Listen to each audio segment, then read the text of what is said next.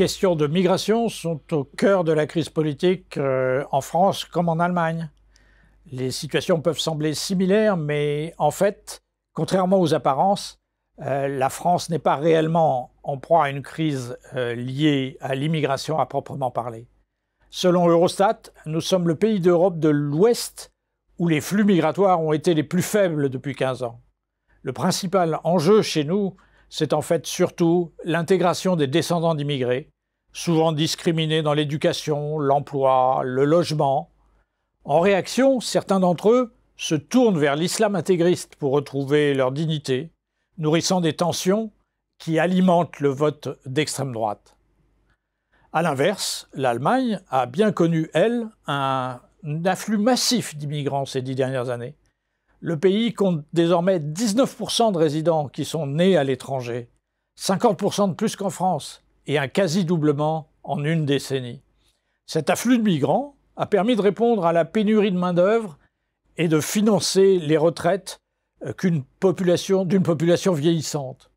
Grâce à cette immigration, la population allemande est repartie à la hausse, après des années de déclin.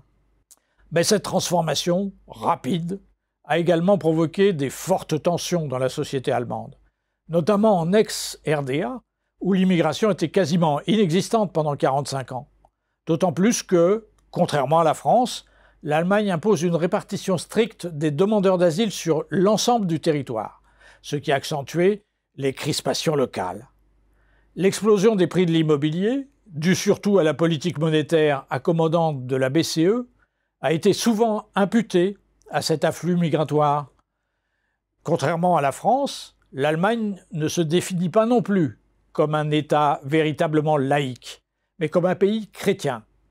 Des cours de religion sont donnés dans les écoles, l'État prélève l'impôt pour le compte des églises.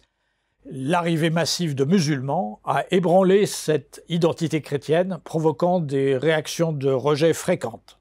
Une série de crimes et d'attentats commis par des migrants a fortement marqué aussi l'opinion publique allemande. Les agressions sexuelles de Cologne en 2015, des attaques au couteau répétées et des attentats terroristes, y compris en décembre dernier, ont été largement relayés par les médias, notamment un média, le Bild-Zeitung, très connu en Allemagne, qui a renforcé la perception d'une insécurité croissante liée aux migrations.